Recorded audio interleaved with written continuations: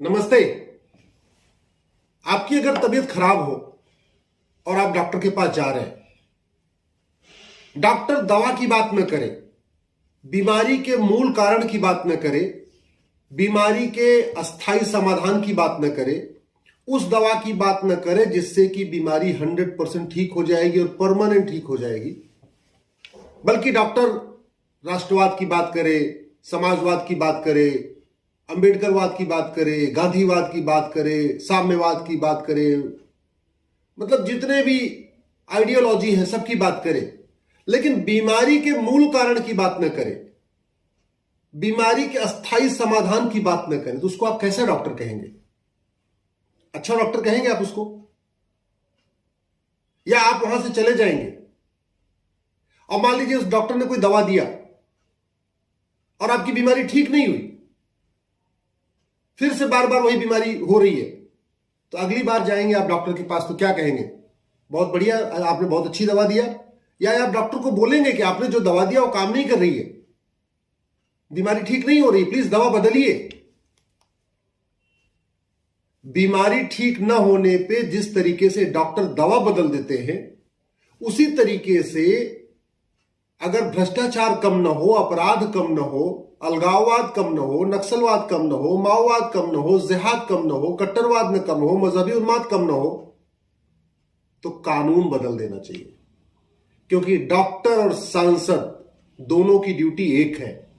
Doctor की duty है शरीर की बीमारी ठीक करे, सांसद की ड्यूटी है, सरकार की ड्यूटी है समाज की बीमारी ठीक करे। समाज में अगर कोड हो रखा है, समाज में अगर भ्रष्टाचार है, अपराध है, उसके लिए ऐसे कानून बनाना कि दोबारा कोई जरूरत न करे। आखिर हम लाखों करोड़ रुपए खर्च करके हाईवे बनाते हैं, एयरपोर्ट बनाते हैं, बुलेट ट्रेन बना रहे हैं, सब कुछ कर रहे हैं वर्ल्ड क्लास। हम अच्छे कानून क्यों नहीं बनाते? इस भारत के इंडियन पिनल कोड में किडनैपिंग की सजा मात्र 3 से 7 साल है। अमेरिका के फेडरल पिनल कोड में किडनैपिंग की सजा 50 से 100 साल है। इस 3 से 7 साल की बजाय 50 से 100 साल करने में कोई लागत आएगी क्या? नहीं। इंडियन पिनल कोड में मर्डर की केवल एक धारा है। किसी भी तरीके से मर्डर करिए, धारा वही लगेगी, चाहे आप 50 टुकड़े कर दीजिए या 10 टुकड़े कर दीजिए, 100 टुकड़े कर दीजिए, गला दबा के मारिए या गला रेत के मारिए। फेडरल पिनल कोड में मर्डर की 10 धारा है। अब ये बताइए, फेडरल पिनल कोड में जैसे मर्डर की 10 धारा है, वैसे ही इंडियन पिनल कोड में 10 धारा लागू बनाने में कोई लागत आएगी क्या? नहीं आएगी। इंडियन पिनल कोड में केवल 23 चैप्टर है, 23 चैप्टर है। फेडरल पिनल कोड में 123 चैप्टर है, 123 चैप्टर है। अब अगर इस फेडरल पिनल कोड की नकल करने में, भारत में लागू करने में कोई लागत आएगी क्या? नहीं। आखिर हमारे यहां कानूनों का मकड़ जाल चल रहा है। घूसखोरी का अलग कानून, जमाखोरी का अलग कानून, मिलावटखोरी का अलग कानून, कालाबाजारी का अलग कानून, नशा तस्करी का अलग कानून, मानव तस्करी का अलग कानून, सोना तस्करी का अलग कानून। इतना मकड़ जाल है कानूनों का कि वकील को भी नहीं पता होता, कई बार तो जज को भी नहीं पता होता, तो बेचारे उस हवलदार को कैसे पता होगा जिसको एफआईआर लिखना है? उस थानेदार को कैसे पता होगा जो सिंपल, जिसको सुबह से लेकर शाम तक लाइन ऑर्डर भी देखना है? वो कानून कहां से पढ़ लेगा? जिस तरीके से फेडरल पिनल कोड में एक कानून है, कंप्रहेंसिव कानून है, बड़ा कानून है, 123 चैप्टर है, घूसखोरी, जमाखोरी, मिलावटखोरी, कालाबाजारी, नशा तस्करी, मानव तस्करी, सोना तस्करी, सब इसी में है। ऐसा कानून हम भारत में क्यों नहीं लागू कर देते? इस 1860 के मैकाले के द्वारा बनाए गए कोड को हम 75 साल से क्यों ढो रहे हैं? कभी सोचा आपने? क्योंकि आम जनता को कानून नहीं चाहिए अच्छा, आम जनता को भाषण अच्छा चाहिए। आम जनता को अपनी परेशानियों से कोई मतलब नहीं है, उसको अपनी जाति का नेता चाहिए। 5 करोड़ मुकदमे पेंडिंग है district court, high court, supreme court में। 5 करोड़ मुकदमे हैं तहसीलदार के यहां, एसडीएम के यहां, एडीएम के यहां, चकबंदी अधिकारी के यहां, सीओ के यहां, एसओसी के यहां, नायब तहसीलदार के यहां, डीडीसी के यहां, कलेक्टर के यहां। टोटल हो गए 10 करोड़। अगर ये 10 करोड़ लोग मिलके भी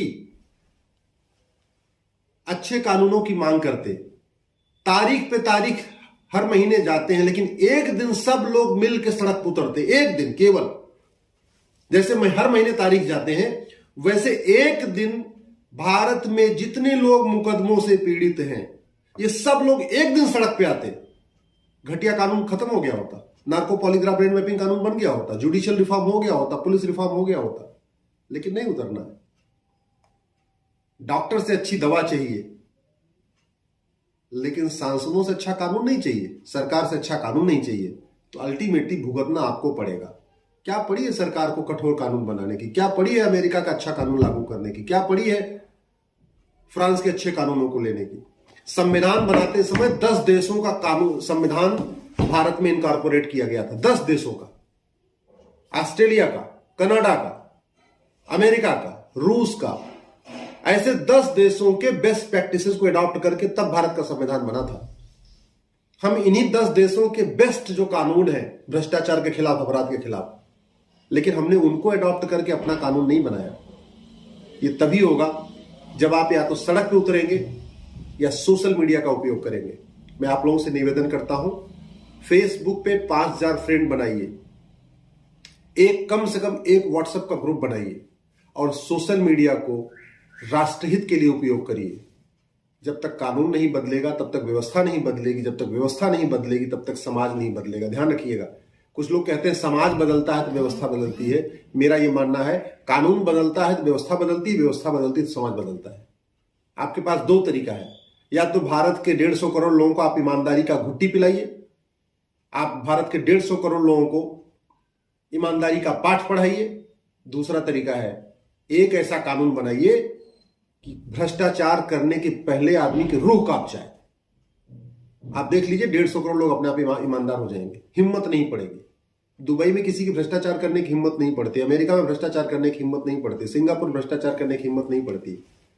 मैं ये नहीं कह रहा हूं, शिक्षा व्यवस्था अच्छी होनी चाहिए, शिक्षा व्यवस्था ऐसी हो जो लोगों को ईमानदार बनाए, शिक्षा व्यवस्था ऐसी हो जो लोगों को अहिंसक बनाए, सत्य के मार्ग पे चलने के लिए प्रेरित करे, हिंसा न करने के लिए प्रेरित करे। लेकिन कानून भी ऐसा हो कि अगर कोई गलती से अपराध कर दे, भ्रष्टाचार कर दे, तो उसकी सबक 100 किलोमीटर की एरिया में सबको मिलनी चाहिए।